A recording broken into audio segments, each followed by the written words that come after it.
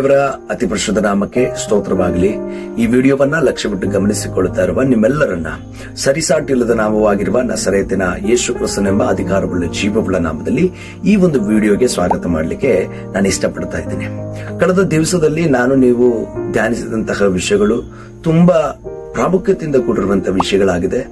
ಅದನ್ನ ನೀವು ಗಮನಿಸಿರಿ. ಒಂದು ವೇಳೆ ಗಮನಿಸದೆ ಹೋಗಿದ್ರೆ ಈ ಕ್ಷಣವೇ ಹೋಗಿ ಹಿಂದಿರುವಂತಹ ವಿಡಿಯೋಗಳನ್ನ ನೀವು ಗಮನಿಸಿರಿ ಎಂಬುದಾಗಿ ನಿಮ್ಮ ಬಳಿ ವಿನಂತಿಸಿಕೊಳ್ತಾ ಇದ್ದೇವೆ. ಈ ದಿವಸ ನಾನು ನೀವು ಧ್ಯಾನಿಸಲಿಕ್ಕೋಸ್ಕರವಾಗಿ ಹೋಗ್ತಾ ಇರುವಂತಹ ಪ್ರಾಮುಖ್ಯತೆಯಿಂದ ಕೂಡಿರುವಂತಹ ಒಂದು ವಿಷಯ ಯಾವುದು ಅಂತ ಹೇಳೋದಾದ್ರೆ, ಬಂಡೆಯ ಮೇಲೆ ಮನೆಯನ್ನ ಕಟ್ಟಿಕೊಂಡ ಬುದ್ಧಿಯುಳ್ಳ ಮನುಷ್ಯನು. ಬಂಡೆಯ ಮೇಲೆ ಮನೆಯನ್ನ ಕಟ್ಟಿಕೊಂಡ ಬುದ್ಧಿಯುಳ್ಳ ಮನುಷ್ಯನು. ಈ ಟಾಪಿಕ್ಗೆ ತುಂಬಾ ಪ್ರಾಮುಖ್ಯತೆಯಿಂದ ಕೂಡಿರುವಂತದ್ದಾಗಿದೆ.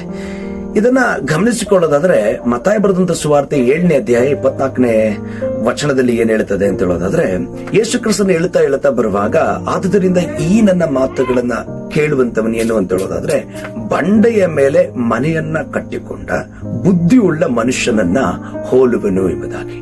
ಯಾರಂತೆ ಬಂಡೆಯ ಮೇಲೆ ಮನೆಯನ್ನ ಕಟ್ಟಿಕೊಂಡ ಬುದ್ಧಿಯುಳ್ಳ ಮನುಷ್ಯನು ಅನ್ನೋದಾದ್ರೆ, ಕರ್ತನಾದ ಯೇಸು ಕ್ರಿಸ್ತನ ಮಾತುಗಳನ್ನ ಕೇಳುವಂತವನು ಬಂಡೆಯ ಮೇಲೆ ಮನೆಯನ್ನ ಕಟ್ಟಿಕೊಂಡ ಬುದ್ಧಿಯುಳ್ಳ ಮನುಷ್ಯನು.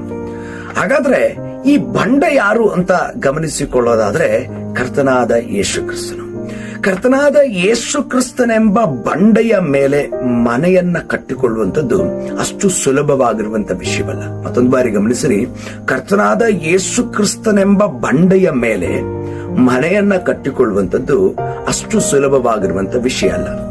ಯಾಕೆ ಅಂತ ಹೇಳೋದಾದ್ರೆ, ಯೇಸು ಕ್ರಿಸ್ತನು ಮಾಡಿರೋ ರೀತಿಯಲ್ಲಿ ಅದ್ಭುತಗಳನ್ನ ನಾವೆಲ್ಲರೂ ಮಾಡಬಹುದು. ಯೇಸು ಕ್ರಿಸ್ತನು ಸಂಚರಿಸಿ ತದನಂತರವಾಗಿ ಕೆಲವೊಂದು ಸಮಯವನ್ನ ಅದಕ್ಕೋಸ್ಕರವಾಗಿ ಮೀಸಲಿಟ್ಟು, ಸೇವೆಗೋಸ್ಕರವಾಗಿ ಮೀಸಲಿಡೋ ರೀತಿಯಲ್ಲಿ ನಾನು ನೀವು ಮೀಸಲಿಟ್ಟು ಅದ್ಭುತಗಳನ್ನ, ಅತಿಶಯ ಕಾರ್ಯಗಳನ್ನ ನಾನು ನೀವು ಮಾಡಬಹುದು. ಆದರೆ ಯೇಸು ಕ್ರಿಸ್ತನು ನಡೆದಂತಹ ಮಾರ್ಗದಲ್ಲಿ ನಡೆಯುವಂತದ್ದಿದೆಯಲ್ಲ, ಅಷ್ಟು ಸುಲಭವಾಗಿರುವಂತ ಮಾರ್ಗ ಅಲ್ಲ. ಕರ್ತನಾದ ಯೇಸು ಕ್ರಿಸ್ತನ ಮಾತು ಅಂತ ಹೇಳೋದಾದ್ರೆ, ಕರ್ತನಾದ ಯೇಸು ಕ್ರಿಸ್ತನ ಉಪದೇಶ, ಕರ್ತನಾದ ಯೇಸು ಕ್ರಿಸ್ತನ ಉಪದೇಶಕ್ಕೆ ಬದ್ಧವಾಗಿರುವಂತದ್ದು ಅಷ್ಟು ಸುಲಭವಾಗಿರುವಂತ ವಿಷಯ ಅಲ್ಲ. ಈ ದಿವಸ ನಾವೆಲ್ಲರೂ ಅದ್ಭುತದ ವಿಷಯಗಳಿಗೋಸ್ಕರವಾಗಿ, ಆಶೀರ್ವಾದದ ವಿಷಯಗಳಿಗೋಸ್ಕರವಾಗಿ, ವರಗಳ ವಿಷಯವಾಗಿ, ಅದರಿಂದ ಬರುವಂತ ಫಲಗಳ ವಿಷಯವಾಗಿ ನಾವೆಲ್ಲರೂ ಓಡ್ತಾ ಇದ್ದೇವೆ. ಆದರೆ ಪ್ರಿಯ ಸಹೋದರ ಸಹೋದರಿ, ಅದ್ಭುತಗಳು, ವರಗಳು, ತದನಂತರವಾಗಿ ಫಲಗಳು, ಆ ಆತ್ಮನ ಫಲಗಳ ಕುರಿತಾಗಲ್ಲ, ಬದಲಾಗಿ ಹೇಳ್ತಾ ಇರುವಂತದ್ದು, ನಾವು ಮಾಡುವಂತಹ ಪ್ರಾರ್ಥನೆಗೆ ನಮಗೊಂದು ಫಲ ಬೇಕು. ತದನಂತರವಾಗಿ ಇನ್ನಿತರ ಲೌಕಿಕವಾಗಿರುವಂತಹ ಒಂದು ಪ್ರತ್ಯಾಶೆ ಕುರಿತಾಗಿ ಹೇಳ್ತಾ ಇರುವಂತಹ ಫಲದ ಕುರಿತಾಗಿ ನಾನು ಈ ದಿವಸ ಮಾತಾಡ್ತಾ ಇರುವಂತದ್ದಾಗಿದೆ. ಇದರ ಕುರಿತಾಗಿ ಇದನ್ನೇ ಧ್ಯಾನಿಸಿಕೊಂಡು ಹೋಗುವಂತಹ ಅನುಭವಗಳಲ್ಲಿ, ಇದರ ಕುರಿತಾಗಿನೇ ಫೋಕಸ್ ಮಾಡುವಂತಹ ಒಂದು ಅನುಭವಗಳಲ್ಲಿ ಹೋಗಿದ್ದೀವಿ.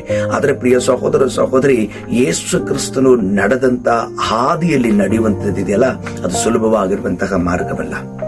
ಯಾರ್ಯಾರು ಕರ್ತನಾದ ಯೇಸು ಕ್ರಿಸ್ತನ ಮಾತಿಗೆ, ಉಪದೇಶಕ್ಕೆ ಬದ್ಧರಾಗಿರ್ತಾರೋ, ಖಂಡಿತವಾಗಿಯೂ ಆ ವ್ಯಕ್ತಿ ಬಂಡೆಯ ಮೇಲೆ ಮನೆಯನ್ನ ಕಟ್ಟಿಕೊಳ್ಳುವಂತ ವ್ಯಕ್ತಿಯಾಗಿರ್ತಾನೆ. ಬಂಡೆಯ ಮೇಲೆ ಮನೆಯನ್ನ ಕಟ್ಟಿಕೊಳ್ಳುವಂತ ವ್ಯಕ್ತಿ ಮುಂದೊಂದು ದಿವಸ ಯಾವುದೇ ವಿಧವಾಗಿರುವಂತಹ ಬಿರುಗಾಳಿಯಂತಹ ಸಮಸ್ಯೆಗಳು ಎದುರಾದ್ರೂ ಸಹ ಅವುಗಳ ನಡುವೆ ಆ ಮನೆ ಗಟ್ಟಿಯಾಗಿರ್ತದೆ. ಯಾಕೆ ಅಂತ ಹೇಳೋದಾದ್ರೆ, ಯಾವುದೋ ಉಸುಬಿನಲ್ಲಿ ಕಟ್ಟಿದ ಮನೆಯಲ್ಲ, ಬದಲಾಗಿ ಅದು ಬಂಡೆಯ ಮೇಲೆ ಕಟ್ಟಿದಂತ ಮನೆಯಾಗಿದೆ. ಆ ಬಂಡೆ ಯಾರು ಅಂತ ಹೇಳೋದಾದ್ರೆ, ಕರ್ತನಾದ ಯೇಸು ಕ್ರಿಸ್ತನಾಗಿದ್ದಾನೆ. ಆ ಬಂಡೆಯನ್ನ ಆಶ್ರಯಿಸಿಕೊಳ್ಳುವಾಗ ನಿಜವಾಗಿಯೂ ಬರುವಂತಹ ಎಲ್ಲಾ ಪ್ರಯಾಸಗಳ ನಡುವೆ ಈ ಲೋಕದಲ್ಲಿ ಗಟ್ಟಿಯಾಗಿ ನಿಂತುಕೊಳ್ಳಬಹುದು. ಆ ಬಂಡೆ ಇರೋದಾದ್ರೆ ಯಾವ ಕಾರಣಕ್ಕೂ ನಿತ್ಯವಾಗಿರುವಂತಹ ಆ ನಾಶನದ ಮಾರ್ಗದಲ್ಲಿ ನಾನು ನೀವು ಪ್ರಯಾಣವನ್ನ ಬಳಸೋದಿಲ್ಲ.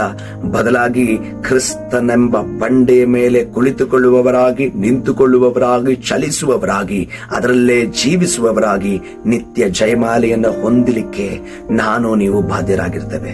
ಆ ಕಾರಣದಿಂದ ಪ್ರಿಯ ಸಹೋದರ ಸಹೋದರಿ, ಯೇಸು ಕ್ರಿಸ್ತನ ಮಾತುಗಳನ್ನ ನಾನು ನೀವು ಕೇಳೋಣ.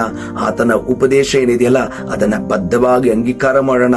ಸಂಸ್ಥೆಯ ಉಪದೇಶಕ್ಕೆ ಒಳಗಾಗೋದು ಬೇಡ. ತದನಂತರವಾಗಿ ಸೇವಕರು ಹೇಳುವಂತ ಮಾತಿಗೆ ಒಳಗಾಗುವಂಥದ್ದು ಬೇಡ. ಬದಲಾಗಿ ಕರ್ತನಾದ ಯೇಸು ಕ್ರಿಸ್ತನ ಉಪದೇಶಕ್ಕೆ ಒಳಗಾಗೋದಾದ್ರೆ ಖಂಡಿತವಾಗಿಯೂ ನಮ್ಮ ಜೀವಿತದಲ್ಲಿ ಯೆಹೋವನೇ ನನ್ನ ಪಾಲು ಪಾನುವು ಎಂಬುದಾಗಿ ನಾವು ಬಹಳ ಸುಲಭವಾಗಿ, ತದನಂತರವಾಗಿ ನಿರರ್ಗಳವಾಗಿ ಈ ವಿಷಯವನ್ನ ಸಾರಬಹುದು ಎಂಬುದಾಗಿ ನಿಮ್ಮ ಮುಂದೆ ಹೇಳಲಿಕ್ಕೆ ಇಷ್ಟಪಡ್ತಾ ಇದ್ದೇನೆ. ದೇವರು ನಿಮ್ಮೆಲ್ಲರನ್ನ ಬಲಪಡಿಸಲಿ, ಆಶೀರ್ವದಿಸಲಿ. Praise the lord.